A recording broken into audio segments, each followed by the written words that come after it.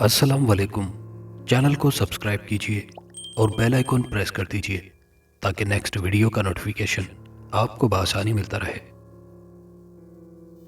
इससे पहले कि तेज धार वाली कुल्हाड़ी उसके चौड़े कंधे की हड्डी को तोड़ती हुई निकलती, वो अपने सामने मौजूद 4 फुट ऊंची कच्ची ईंटों की दीवार पर अपने हाथ जमाते हुए छलांग लगाकर दूसरी जानिब कूद चुका था। रात के अंधेरे में हद निगाह तक खेत फैले हुए थे।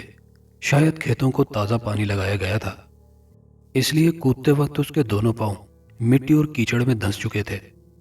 नीचे गिरते ही उसने नाक की सीध में सरपट भागना शुरू कर दिया।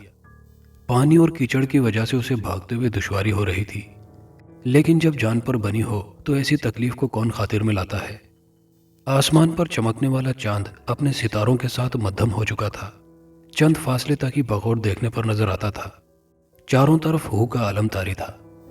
कभी कभी किसी झींगर या कहीं दूर से किसी भूखे गीदड़ के रोने की आवाज माहौल को और खौफनाक बना देती थी। अपने पीछे से सुनाई देने वाली गैर मानूस आवाजें उसका पीछा कर रही थी। उसे यूं महसूस हो रहा था जैसे हजारों खबीस रूहें मिलकर चीखती चिल्लाती उसके ताक़ुब में भागती चली आ रही हों। यह महसूस करके वो सरपट भागे चला जा रहा था। नसीम ने मैट्रिक अच्छे नंबरों से पास करके कॉलेज में दाखिला लिया। गो के उसके वालिदैन गरीब थे, मगर उसके वालिद ने उसे कभी भी इस बात का एहसास ना होने दिया था कि उसे स्कूल के खर्च में उसे किसी किस्म की परेशानी लाहक है। जैसे तैसे करके उसने मैट्रिक तक उसे किसी चीज़ की कमी का एहसास ना होने दिया। नसीम ने भी अपने वालिद को कभी मायूस न किया और हमेशा इम्तियाजी नंबरों से पास होता रहा। उसे इस बात का शदीद एहसास था कि उसके वालिदैन ने उसे शदीद मुश्किल हालात के बावजूद पढ़ाया है, इसलिए वो कोई ऐसा काम करने का इरादा रखता था कि जिससे उसके पास बेशुमार दौलत आ जाए, जिससे वो अपने वालिदैन को ऐशो आराम की ज़िंदगी दे सके। लेकिन ऐसा सिर्फ सोचा जा सकता था। अमली तौर पर उसको बज़ाहिर कोई ऐसी सूरत नज़र न आ रही थी जिसे अपनाकर वो अपने इरादे की तकमील कर सके। इन्हीं सोचों के साथ उसने कॉलेज में दाखिला ले लिया, लेकिन अब उसकी यह ख्वाहिश शिद्दत इख्तियार कर गई, क्योंकि कॉलेज की आज़ादाना ज़िंदगी में जब उसने आंख खोली तो उसे अपने हर तरफ ऐसे नौजवान नजर आए जो अपने माँ बाप की दौलत को पानी की तरह बहा रहे थे। सुबह के वक्त कॉलेज गाड़ियों का शोरूम लगता। वो अपनी पुरानी साइकिल पर रोजाना कॉलेज आता तो उसके दोस्त और कॉलेज की दीगर लड़कियां उसकी जानिब देखकर कहकहे लगाते और वो खुद को चोर सा महसूस करता। लेकिन वो सिवाय सब्र के और अपनी गुर्बत पर कुड़ने के अलावा और कर भी क्या सकता था। एक दिन छुट्टी के वक्त वो वापस अपने घर जा रहा था कि उसने बाजार में एक मजमा लगा देखा। लोग एक दायरा बनाए अंदर की जानिब कुछ देख रहे थे। उसने भी तजस्सुस के हाथों मजबूर होकर साइकिल एक जानिब खड़ी की और लोगों की भीड़ में दाखिल हो गया।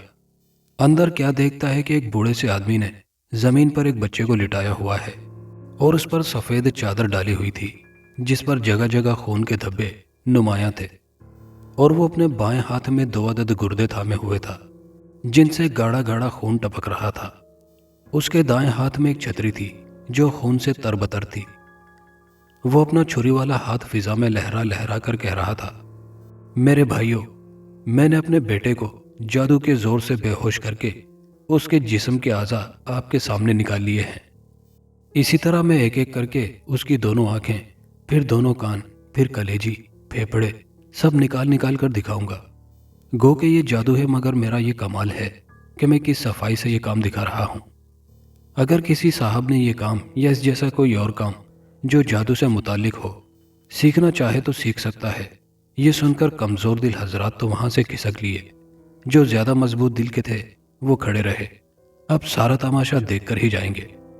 बाकी रह जाने वाले अफराद की तरफ देखते हुए वो बूढ़ा मदारी छुरी लहराता हुआ ज़मीन पर लेटे हुए बच्चे की जानिब बढ़ा ही था कि वहां मौजूद बड़ी उम्र के लोगों ने जोर जोर से उसे ऐसा करने से बाज रहने के लिए कहा। यह देखकर बूढ़ा रुक गया और कहने लगा, ठीक है हजरात, लेकिन मैं भी पेट का दोजक भरने के लिए ऐसा ही करता हूं। अगर आप नहीं चाहते कि आप ऐसा मंजर दोबारा देखें तो बराह करम मेरी कुछ इमदाद कीजिए, मैं चला जाता हूं। ये सुनकर लोगों ने अपनी अपनी जेबों में हाथ डालकर उसकी तरफ कुछ पैसे फेंक दिए, जिन्हें बूढ़े ने जल्दी से इकट्ठा करके अपनी पोटली में बांध लिया। اب لوگ منتشر ہونے لگے تو نسیم بھی اپنی سائیکل کی طرف بڑھا، مگر کچھ سوچ کر رک گیا اور تمام لوگوں کے چلے جانے کا انتظار کرنے لگا۔ جب سب لوگ چلے گئے تو اس نے ہمت کرتے ہوئے بوڑھے کو مخاطب کیا، بابا جی، میرا نام نسیم ہے اور میں کالج میں پڑھتا ہوں، کیا آپ مجھے جادو وغیرہ سکھاؤ گے؟ بوڑھا جو اپنے بیٹے کو زمین سے دوبارہ اٹھا کر اسے سامان وغیرہ پکڑا رہا تھا، اس کی بات سن کر اس کی طرف پلٹا اور اسے بغور دیکھتے ہوئے پوچھنے لگا، بیٹا، تم جادو سیکھ کر کیا کرو گے؟ تمہارے ابھی پڑھنے کے دن ہیں اور اس کام میں سوائے ذلت اور بربادی کے کچھ بھی نہیں رکھا ہے۔ جاؤ، گھر جاؤ، تمہارے گھر والے تمہارا انتظار کر رہے ہوں گے۔ یہ کہہ کر اس بوڑھے نے اپنا پرانا تھیلا اپنے بیٹے کے کندھے پر دھرا اور اسے یوں ہی حیران سا چھوڑ کر آگے بڑھ گیا۔ لیکن نسیم دل ہی دل میں ارادہ پکا کر چکا تھا کہ آج بوڑھے سے جادو سیکھنے کی بات پکی کر کے ہی گھر لوٹے گا۔ وہ بوڑھا اور بچہ شہر سے باہر جانے والی کچی سڑک پر ہو لیے۔ نسیم سائیکل کو ہاتھ سے کھینچتے ہوئے ان کے تعاقب میں لگا رہا۔ شہر سے باہر نکلتے ہی کھیتوں کا سلسلہ شروع ہو گیا تھا، اس لیے اب اس کا چھپ کے پیچھا کرنا کارگر نہیں تھا۔ اس لیے اس بوڑھے نے اسے دیکھتے ہی ذرا غصے سے کہا، تم کیوں ہمارے پیچھے پڑ گئے ہو؟ بچہ جا، چلا جا اپنے گھر، ہم غریبوں کو تنگ نہ کر۔ مگر بابا جی، آپ نے خود اعلان کیا تھا کہ اگر کوئی جادو سیکھنا چاہتا ہے تو آپ رقم کے عوض اسے جادو سکھائیں گے۔ نسیم نے اسے یاد دلایا۔ ہاں کہا تھا، مگر میں بچوں کو جادو نہیں سکھاتا۔ میری نظر میں ابھی تم بچے ہو، بابا نے بھی ترکی بترکی جواب دیتے ہوئے کہا، مگر نسیم منتوں پر آ گیا تھا۔ آخرکار بوڑھے کو ہتھیار ڈالنے ہی پڑے اور اس کے تمام حالات سننے کے بعد بوڑھے نے اس سے کہا کہ وہ پرسوں شام ٹھیک 4 بجے اس کے ڈیرے پر آ جائے، مگر ایک بات کا خیال رکھے کہ اپنے گھر والوں کو نہ بتائے، ورنہ وہ جادو نہیں سیکھ پائے گا۔ نسیم نے اس سے وعدہ کیا اور خوشی خوشی اپنے گھر کی راہ لی۔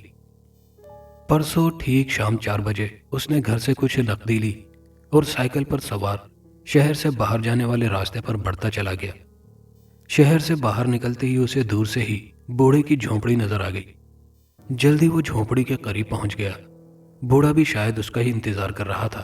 اس کے وہاں پہنچتے ہی بوڑھے نے اس سے فیس کی مد میں کچھ رقم لی اور اسے ساتھ لے کر جھونپڑی میں داخل ہو گیا۔ بوڑھے کا بیٹا شاید کہیں گیا ہوا تھا، اس لیے جھونپڑی خالی تھی۔ اسے ایک طرف بیٹھنے کا کہہ کر بوڑھے نے ایک پرانے صندوق سے ایک بوسیدہ کتاب نکالی، جس کے اوراق حالات کی گردش سے سیاہ پڑ چکے تھے۔ اس کی جلد پر 2 کوبرا ناک پن پھیلائے موجود تھے، جس کے سامنے ایک فاختہ پھڑ رہی تھی۔ اس کے منہ سے خون کی ایک پتلی سی دھار نکل کر نیچے گر رہی تھی۔ کتاب کا عجیب سا ٹائٹل تھا جو سمجھ میں نہ آنے والا تھا۔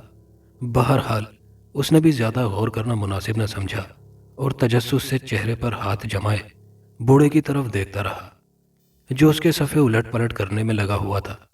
کافی دیر تک ورق گردانی کے بعد بوڑھے نے اپنا چہرہ اوپر اٹھایا تو یہ کیا، اف خدایا، اس کی آنکھوں کی سیاہ پتلیاں غائب تھیں اور سفیدی عجیب سا منظر پیش کر رہی تھی۔ نسیم نے ڈر کر بھاگنے کی کوشش کی تو بوڑھے نے گرجدار آواز سے اسے دوبارہ بیٹھنے کا حکم دیا۔ وہ ڈر کر دوبارہ بیٹھ گیا، مگر اس کا جسم ہلکے ہلکے کانپ رہا تھا۔ کچھ دیر تک بوڑھا اس کی جانب ٹکٹکی باندھے دیکھتا رہا، پھر اچانک اس نے آنکھیں جھپکی تو دوبارہ اس کی آنکھوں میں سیاہ پتلیاں نمودار ہو گئیں۔ بوڑھا اس کی طرف دیکھ کر مسکرا کر کہنے لگا، مبارک ہو، میں نے اپنے گرو سے اجازت لے لی ہے اور وہ تمہیں اپنا چیلا بنانے پر راضی ہو گیا ہے۔ اب تم اس بات کو اچھی طرح ذہن نشین کر لو کہ تم نے یہ جادو سیکھنا ہے اور اپنے ارادے اور اعصاب کو مضبوط بنانا ہے، کیونکہ جادو سیکھنے کے دوران تمہیں بہت سے عجیب و غریب مناظر اور واقعات کا سامنا کرنا پڑے گا۔ کمزور دل حضرات یا تو اپنی جان گنوا بیٹھتے ہیں یا مکمل طور پر پاگل ہو جاتے ہیں، اس لیے تمہیں پہلے سے بتایا جا رہا ہے کہ تم ایسی کوئی حرکت نہ کرنا جس کا خمیازہ تمہیں بھگتنا پڑے۔ بوڑھے نے اسے تنبیہ کرتے ہوئے کہا۔ نسیم غور سے اس کی باتیں سن رہا تھا اور ساتھ ساتھ اس بات میں سر ہلا رہا تھا۔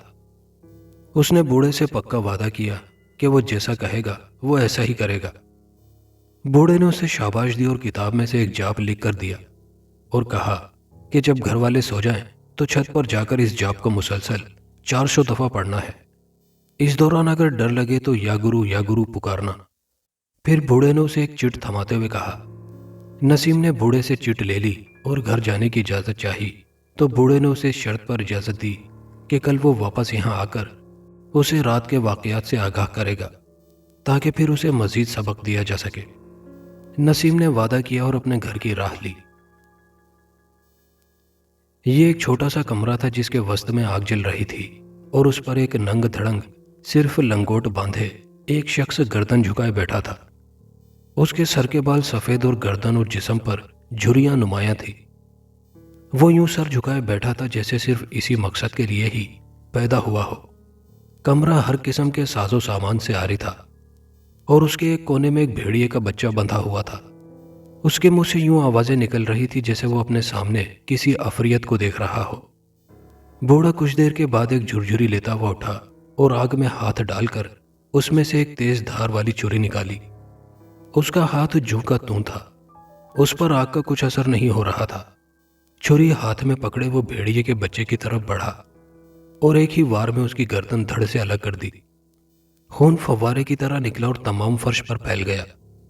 بوڑھے نے چھری ایک طرف پھینکی اور زمین پر لیٹ کر خود کو بھیڑیے کے خون سے غسل دینے لگا۔ جہاں جہاں خون لگتا جا رہا تھا اس کے جسم کے حصے سے جھریاں ختم ہوتی جا رہی تھی۔ بوڑھے نے کالے علم کا ایک وار اگیا بیتال استعمال کرتے ہوئے دوبارہ جوانی حاصل کر لی تھی۔ صرف اس مقصد کے لیے اسے 5 سال انتظار کرنا پڑا تھا، پھر جا کر اسے یہ جاب حاصل ہوا تھا۔ لیکن ابھی بھی کچھ کمی تھی۔ یہ جوانی صرف 2-3 سال تک ہی برقرار رہتی تھی۔ اس کے بعد اسے مزید 5 سال انتظار کرنے کے بعد یہی عمل دہرانا تھا۔ لیکن اس کے ساتھ ساتھ وہ کالے علم کا جاب کر کے یہ جان چکا تھا کہ اگر وہ ایک ایسے آدمی کو اپنا چیلا بنا لے جو خوش اسلوبی سے اس کے لیے کالے علم کے کچھ جاب کر کے بیروں کو قابو کر لے اور ان سے سدا جوان رہنے کے گن حاصل کر لے تو وہ انہیں اپنا کر ہمیشہ کے لیے امر ہو جائے گا۔ اور پھر اسی مقصد کے لیے اس نے اپنے خاص چیلے لجپال کو بوڑھے مداری کے بھیس میں مجمع لگانے کے لیے شہر بھیجا تھا۔ وہ جانتا تھا کہ نسیم کس وقت اور کس راستے سے گھر لوٹتا تھا، اور آخر کار اس کے چیلے نے اس طریقے سے نسیم کو اپنے جال میں پھانسا تھا کہ اسے ذرہ برابر بھی شک نہ ہو پایا۔ اس سارے کام میں یہ شرط لازمی تھی کہ اس کا شکار خود اپنی مرضی سے یہ سب کچھ کرنے کو تیار ہو۔ آج اس کے نئے چیلے نے جیسے ہی پہلا سبق لیا تو اس نے بھی اپنی کارروائی شروع کر دی۔ اسی سلسلے میں وہ اس وقت اس عمل سے گزر رہا تھا۔ خون سے تر ہونے کے بعد اس نے آگ میں رکھے فریم پر رکھے ہوئے چاروں چراغوں کی لو کو نوچ کر دور پھینکا اور گٹاگٹ ان میں بھرا انسانی خون پی گیا۔ خون جسم کے اندر پہنچتے اس کے بال سفید سے کالے سیاہ ہونے لگے۔ کچھ ہی دیر میں اس کے تمام بال سیاہ ہو گئے۔ اس نے اپنا پہلا عمل کامیابی سے مکمل کر لیا تھا۔ یہ رات کے تقریباً 11:30 بجے کا وقت ہوگا جب نسیم آہستہ سے اپنے بستر سے اٹھا اور الماری سے جاپ والا کاغذ نکال کر آہستہ آہستہ قدم اٹھاتا چھت پر جانے والی سیڑھیوں کی جانب بڑھتا چلا گیا۔ گھر کے تمام افراد خواب خرگوش کے مزے لوٹ رہے تھے۔ چھت پر اندھیرا چھایا ہوا تھا۔ چاند کی ملکجی روشنی اندھیرے کو دور کرنے میں ناکام تھی۔ غالباً چاند کی آخری تاریخیں تھی۔ اس نے ہاتھ میں پکڑا جاپ والا کاغذ بغور دیکھا۔ ہلکے ہلکے الفاظ اس کو دکھائی دے رہے تھے۔ اس نے بوڑھے کی ہدایت کے مطابق اپنے گرد ایک حصار کھینچ کر اس میں چوکڑی مار کر بیٹھ گیا اور آہستہ آہستہ جاپ کا ورد کرنے لگا۔ بوڑھے کے مطابق اس نے 400 مرتبہ اس کا ورد کرنا تھا۔ ابھی اس نے بمشکل 50 بار ورد کیا ہوگا کہ اسے یوں محسوس ہوا جیسے زمین آہستہ آہستہ حرکت کر رہی ہو۔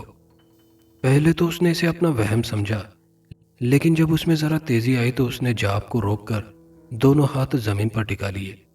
ایسا کرتے ہی ارتعاش بند ہو گیا، لیکن جاپ رک چکا تھا۔ یہ دیکھ کر اس نے جاپ دوبارہ شروع کیا تو اس بار اسے یوں محسوس ہوا جیسے دور سے ایک عورت، ایک مرد، ایک بچہ اس کی جانب بڑھ رہے ہوں۔ وہ اکیلا جنگل میں بیٹھا ہوا ہے اور اس کے چاروں طرف عجیب و غریب شکلوں کے درخت سر اٹھائے کھڑے تھے۔ کچھ ہی دیر میں وہ لوگ اس سے چند فٹ کے فاصلے پر بیٹھ گئے اور بچہ رونے لگا۔ مرد نے عورت سے اس کی وجہ پوچھی تو وہ عورت کہنے لگی، اسے بھوک لگی ہے اس لیے رو رہا ہے۔ مرد نے یہ سن کر کہا، میں ابھی اس کے لیے کچھ کھانے کے لیے لاتا ہوں۔ یہ کہہ کر وہ ایک جانب چلا گیا۔ کچھ ہی دیر میں اس نے دیکھا کہ اس مرد کے ہاتھ میں ایک جنگلی بھیڑیا لٹکا ہوا تھا۔ اس کی گردن ایک جانب ڈھلکی ہوئی تھی۔ اس نے وہ بھیڑیا اس عورت کے سامنے پھینک کر کہا، لو اسے کھا لو، اس سے تمہاری اور بچے کی بھوک ختم ہو جائے گی۔ نسیم مسلسل جاپ کا ورد کرتے ہوئے ان کی جانب دیکھ رہا تھا اور ان کی گفتگو سن رہا تھا، اور پھر عورت نے لپک کر بھیڑیوں کو ہاتھوں میں دبوچا اور کچھ ہی دیر میں وہاں ہڈیوں کا ڈھیر پڑا تھا۔ مجھے اور بھوک لگی ہے، میرا پیٹ ابھی بھرا نہیں، عورت نے ہونٹوں پر لگا خون اپنی لمبی زبان سے چاٹتے ہوئے کہا۔ یہ سن کر مرد نے نسیم کی طرف اشارہ کرتے ہوئے عورت سے کہا، میرے خیال میں یہ کوئی بد نصیب بیٹھا ہوا ہے، میں ابھی جا کر اسے پکڑتا ہوں اور پھر تم اسے کھا کر اپنی بھوک مٹا لینا۔ یہ کہہ کر وہ جیسے ہی اس کی جانب بڑھا، یہ دیکھ کر نسیم جاپ ادھورا چھوڑ کر تیزی سے اٹھ کر بھاگا تو ایک زوردار ٹکر سے اس کا سر دیوار سے ٹکرایا اور وہ لہرا کر پیچھے گر پڑا۔ اس کے حصار سے نکلتے ہی وہ منظر غائب ہو چکا تھا اور وہ چھت کی دیوار سے ٹکرا کر بے ہوش ہو چکا تھا۔ نہ جانے وہ کب تک اسی حالت میں پڑا رہتا اگر بوڑھا بر وقت پہنچ کر اسے دوبارہ ہوش نہ دلاتا۔ بوڑھے کے پوچھنے پر اس نے تمام حقیقت بتا دی۔ بوڑھے نے تمام واقعات سن کر اسے تاکید کی، میں نے تو پہلے ہی کہا تھا کہ اس قسم کے واقعات سے سامنا کرنا پڑے گا، اس لیے دوبارہ کہہ رہا ہوں کہ کیسے بھی حالات ہوں تم حصار سے باہر نہ نکلنا، ورنہ تمہاری جان بھی جا سکتی ہے۔ یہ کہہ کر بوڑھے نے اسے آرام کرنے کا کہا اور دوبارہ کل شام ڈیرے پر پہنچ جانے کا کہہ کر چلا گیا۔ نسیم یہ بھی نہ پوچھ سکا تھا کہ وہ یہاں تک کیسے پہنچا تھا، لیکن وہ اس کی کسی کراماتی طاقت کا کرشمہ سمجھ کر خاموش ہو گیا تھا۔ کھیترپال کالے علم کا ایک ایسا وار ہے جسے خود کالے علم کے ماہر بھی بہت کم اور سوچ سمجھ کر استعمال کرتے ہیں۔ اس جاپ کے ذریعے بھنڈاری کایا پلٹ کے بیروں کو قابو کیا جاتا ہے۔ کہا جاتا ہے کہ اگر اس کا کرنے والا ہلکی سی بھی لغزش کا شکار ہو جائے تو اسی وقت اس کا جسم گلنا شروع ہو جاتا ہے۔ جب تک اس کے دفاع میں کوئی اور عمل نہ کیا جائے اس کا شکار ہونے والا ختم ہو کر رہ جاتا ہے۔ اس کے کرنے کا وقت اور حالات دونوں متعین ہیں۔ گرو ہرمن نے آخرکار اس جاپ کو کرنے کا فیصلہ کر لیا تھا۔ اس کے خاص چیلے نے رات کی کارروائی اس کو تفصیل سے بتا دی تھی، جسے سن کر ہرمن دل ہی دل میں بہت خوش ہوا تھا کہ اس کا انتخاب ضرور اس کے لیے فائدہ مند ثابت ہوگا، کیونکہ جاپ شروع میں ہی لونا چماری اور کالا کوا کا نظر آ جانا اس بات کی نشاندہی تھی کہ ان چالوں کے بیر اس نئے چیلے سے خوفزدہ ہو گئے ہیں۔ اس جاپ کے کرنے سے گرو ہرمن کو ایسی شکتی حاصل ہو جاتی جس سے وہ اپنے مزید جاپ آسانی سے مکمل کروا سکتا تھا۔ کھیترپال کے لیے 3 روز تک مسلسل ایک اندھیری گپھا میں ایک ٹانگ پر کھڑے ہو کر وقفے وقفے سے نوزائیدہ بچوں کے سروں کا بھیجا کچا کھانا ہوتا تھا۔ اس عمل کے لیے اس نے 7 گھروں کا انتخاب پہلے ہی کر لیا تھا، جن گھروں میں کچھ ہی دنوں میں بچوں کی ولادت متوقع تھی۔ اس مقصد کی تکمیل کے لیے اس نے لچپال کو تفصیل سے سمجھا دیا تھا۔ لچپال نے اسے اپنی کامیابی کا یقین دلایا تھا۔ کچھ ہی دنوں میں گرو ہرمن اس جاپ کو کرنے والا تھا۔ وہ بڑی بےتابی سے بچوں کی پیدائش کا انتظار کر رہا تھا۔ اس کا بس نہیں چل رہا تھا کہ وہ فوراً جا کر کہ ان بچوں کو ان کی ماؤں کے پیٹوں سے نکال لے اور ان کے سر ان کے دھڑوں سے علیحدہ کر کے ان کا بھیجا کچا چبا جائے، لیکن اس کے لیے اسے انتظار کرنا ضروری تھا، ورنہ وہ اپنا مقصد حاصل نہیں کر سکتا تھا۔ یہ اس کے لیے کڑی شرط تھی۔ دوسرے روز نسیم کالج سے ذرا دیر سے نکلا اور سیدھا بوڑھے کی جھونپڑی میں پہنچ گیا۔ بوڑھا جھونپڑی میں کچھ گڑیاں سامنے رکھے ان میں سوئیاں چبو رہا تھا۔ پوچھنے پر اس نے بتایا کہ یہ گڑیاں اس نے رات میں سب سے پرانی قبر میں دفن کرنی ہیں۔ اس سے اس کو ایسی طاقت حاصل ہوگی جس سے وہ ایک بیر کو قابو کرنے میں مدد دے گی۔ یہ کہہ کر بوڑھے نے 3 گڑیاں اس کو دے دی اور ساتھ ہی کہا کہ قبر پر بیٹھ کر 25 بار ہر بھنگ آکھیا دہرانا ہے، اور خبردار ادھر ادھر دیکھنے کی کوشش نہ کرنا، ورنہ پتھر کے بن جاؤ گے اور پھر میں بھی تمہاری کوئی مدد نہ کر سکوں گا۔ نسیم نے وہ گڑیا قمیض کی سائیڈ والی جیب میں ڈالی اور گھر کی راہ لی۔ یہ رات کے تقریباً 12 بجے کا وقت ہوگا۔ چاند آسمان پر چمک رہا تھا اور تاروں کی روشنی ہر سو پھیلی ہوئی تھی۔ بہت کھلی کھلی رات تھی۔ نسیم قبرستان جانے والے راستے پر جا رہا تھا۔ گھر کے افراد سو چکے تھے اور وہ بیرونی دروازے کو تالا لگا کر باہر نکل آیا تھا۔ اسے اس بات کی خوشی تھی کہ وہ ایک ایسا کام کرنے جا رہا ہے کہ جس کے بعد اسے کسی قسم کی تکلیف نہ ہوگی، اور وہ جادو کے زور سے اپنے والدین کے لیے بہت ساری دولت اکٹھی کر کے اور لوگوں کی طرح عیش و عشرت کی زندگی گزارے گا۔ یہ سوچتے ہوئے وہ قبرستان کے دروازے پر پہنچ کر رک گیا۔ آس پاس جھاڑ جھنکار اگا ہوا تھا جس میں سے جھینگروں کا شور صاف سنائی دے رہا تھا۔ اس نے ادھر ادھر دیکھ کر کوئی پرانی سی قبر تلاش کرنا چاہی جس پر بیٹھ کر وہ جاپ مکمل کر سکے اور گڑیاؤں کو اس میں دبا سکے۔ ابھی وہ اسی تلاش میں ہی تھا کہ اس کو سامنے کوئی عورت بین کرتی دکھائی دی۔ رات کے سناٹے میں اس عورت کے رونے کی آواز عجیب دہشت طاری کر رہی تھی۔ عورت کے بال کھلے ہوئے تھے اور وہ دونوں ہاتھوں سے اپنا سینہ پیٹ رہی تھی۔ عورت کی اس کی طرف پوچھتی تھی، اس لیے وہ پہچان نہ سکا کہ وہ بد نصیب ہے کون۔ وہ آہستہ آہستہ قدم اٹھاتا اس کی طرف بڑھتا چلا گیا۔ اس کے قریب پہنچ کر اس نے اسے مخاطب کیا، سنیے محترمہ، آپ کون ہیں اور مرنے والا آپ کا کیا لگتا تھا؟ وہ میرا شوہر تھا اور میں اسی کے لیے رو رہی ہوں کہ اگر وہ بھی اس وقت یہاں موجود ہوتا تو ہم اکٹھے ہی تمہاری ہڈیوں کو چباتے اور تمہارا خون پیتے۔ یہ کہہ کر اس نے بیٹھے بیٹھے اپنی گردن پیچھے کی جانب موڑ لی اور اس کا بقیہ دھڑ سامنے ہی رہا تھا۔ نسیم نے جیسے ہی اس کے چہرے پر نظر ڈالی تو اس کے ہوش اڑ گئے۔ سامنے کا منظر اس کے خوابوں کی بھیانک تعبیر سے بھی زیادہ خوفناک تھا۔ اس عورت کے چہرے پر 3 آنکھیں تھیں جن کی سیاہ پتلیاں غائب تھی اور آنکھوں سے چھوٹے چھوٹے سانپ پھن پھیلائے باہر کی جانب لٹک رہے تھے، اور اس کے پیلے پیلے لمبے گندے دانت دونوں بانچھوں سے جھول رہے تھے۔ اس کی ٹھوڑی پر ایک گڑا سا تھا جس میں ایک پیلے رنگ کا بچھو بیٹھا صاف دکھائی دے رہا تھا۔ نسیم کو یوں لگا جیسے زمین نے اس کے پاؤں جکڑ لیے ہوں۔ اس نے تیزی سے بھاگنا چاہا لیکن ناکام رہا۔ اس سے پہلے کہ وہ بلا اس کی گردن دبوچتی، ایک ہلکا سا جھپاکا ہوا اور بوڑھا ہاتھ میں ایک عجیب و غریب شکل کا ڈنڈا لیے ہوئے نمودار ہوا، اور آتے ہی اس نے وہ ڈنڈا اس بلا کے سر پر دے مارا۔ وہ بلا ڈنڈا کھاتے ہی پلک جھپکتے غائب ہو گئی۔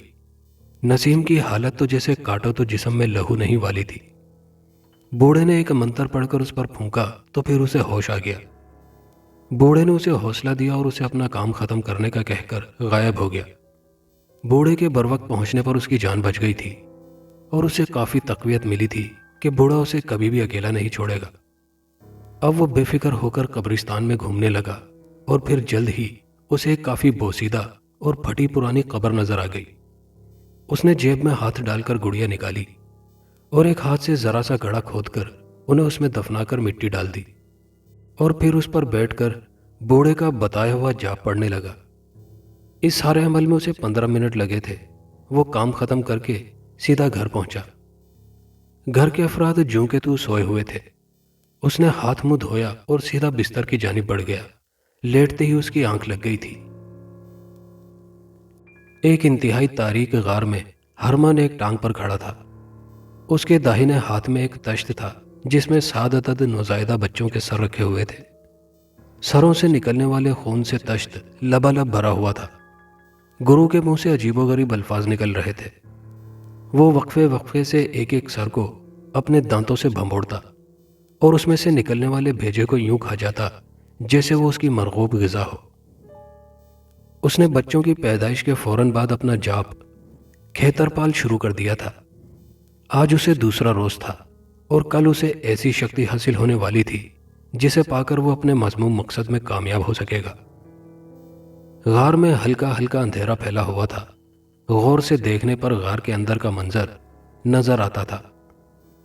غار میں اس قدر خاموشی تھی کہ سوائے گرو کے نامانوس الفاظ کی بھن بھناہٹ کے اور کچھ سنائی نہ دے رہا تھا۔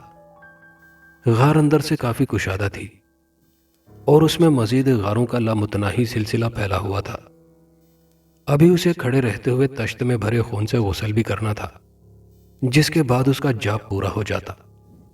غار کی خاموشی میں ایک جھماکا ہوا اور زمین سے ایک پتلا برآمد ہوا جس کے جسم میں سوئیاں چبھی ہوئی تھی۔ پتلے کے ہونٹ ہلے اور ایک باریک سی آواز سنائی دی، گرو ہرمن، مہا گرو نے پوچھا ہے کہ تمہارا نیا چیلا کہاں تک اپنے مقصد میں کامیاب ہوا ہے، کیونکہ لونا چماری اور کالا کوا مسلسل اس کے تعاقب میں ہیں اور بھیس بدل بدل کر اسے اپنے مقصد میں کامیاب نہ ہونے سے روکے ہوئے ہیں۔